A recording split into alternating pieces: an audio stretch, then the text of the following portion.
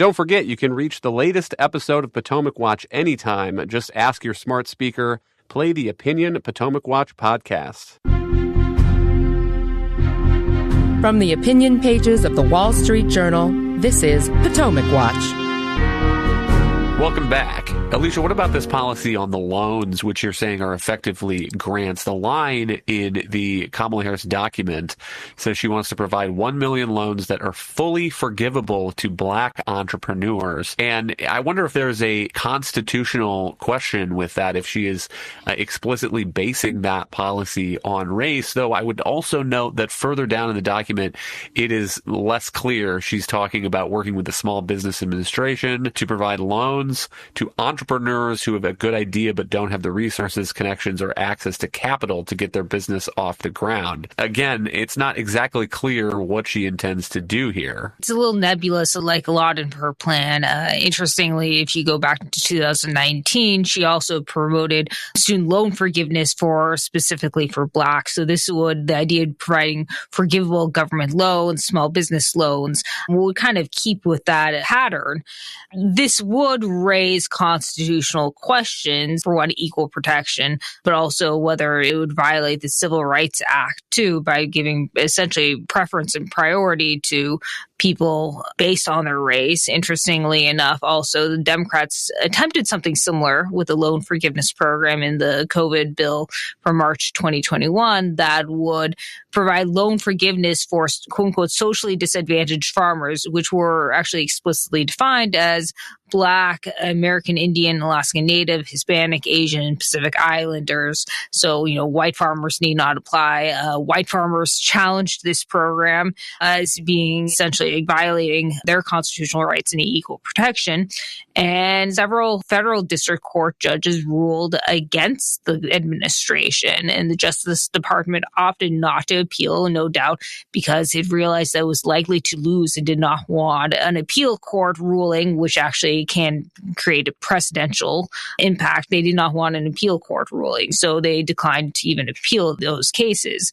But I think it's pretty clear based on where the Supreme Court's decision in the Harvard fair admissions case just last term, that government cannot discriminate in benefits on the basis of race. That was in a private entity, again, that was based on the Civil Rights Act. But I think the opinion also made clear that there was also an equal protection constitutional argument too, in terms of whenever government is basically handing out benefits on the basis of race, whether in this case it'd be loan forgiveness or in other cases, whether it's public school giving preferential admission slots. Voters can probably expect this micro-targeting of different groups, to use a neutral phrase, to continue in the last weeks and days of this presidential campaign. On Tuesday, Vice Presidential nominee Tim Walz was on a farm in Pennsylvania in a flannel shirt and a camouflage hat in front of a sign that said "Rural Voters for Harris Walz." He was talking about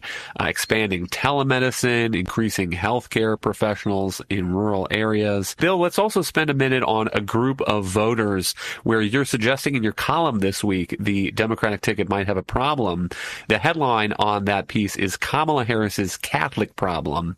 And again, to provide some numbers here for context, according to the 2020 exit poll, Joe Biden won 52% of the Catholic vote nationwide, 47% for President Trump. You compare that to a national Catholic poll in those 7 battleground states, Catholic voters favoring Donald Trump over Kamala Harris by 5 points, 50 to 45. So, Bill, what is the argument that you're making? First of all, broadly, in a race as tight as Trump-Harris in the swing states, I think there's no state where it's more than 0.5% that divides who is ever winning from who's losing. Donald Trump is overall favored by roughly 5 points in the averages of these polls. But in a race that close, everyone is a deciding vote. I mean, if you could isolate left-handed redheads and compare the thing, they might be a deciding vote. It's like the Senate. When it passes by one vote, everyone is a deciding vote. But in this case, it's interesting because Catholics are a big part. They're a dying demographic working class Catholics, dying demographic overall, but they were once the backbone of the Democratic Party and kind of the base for people like Joe Biden and Bob Casey, now running for re-election as Senate in these northeastern states like Pennsylvania. And so it's very close there. In 2016, Hillary Clinton lost the Catholic vote by about 5 points. Might be more, might have been 7 points, and she lost Pennsylvania. In 2020, Joe Biden won the Catholic vote. The margin that I read, I think it was Pew, 50-49, even narrower than what you had in your poll. And he won Pennsylvania. And now the problem for Kamala Harris is she's down at Hillary levels. She's divided by about 5 points nationally of the Catholic vote. So that puts all these states in play. You know, unlike Joe Biden, he was familiar with Catholic culture. Kamala Harris is a San Francisco liberal. She just gives an anti-Catholic vibe. She's been very opposed to all the Supreme Court rulings on religious liberty. She's taken the opposite view, sometimes in legislation. When she interviewed judge up for a judgeship, Brian Bushler, she zeroed in on his membership in the Knights of Columbus, Catholic men's fraternal group that JFK once belonged to, with a serious "Are you now?" or "Have you ever been?" kind of questioning. So I think there's a perception of anti-Catholic bias. Newt Gingrich calls her the most anti-Catholic candidate ever, and it doesn't augur well for the swing states, particularly Pennsylvania, but also Michigan. Thank you, Bill and Alicia. Thank you all for listening. You can email us at pwpodcast@wsj.com. If you like the show, please hit that subscribe button, and we'll be back tomorrow with another edition of Potomac Watch.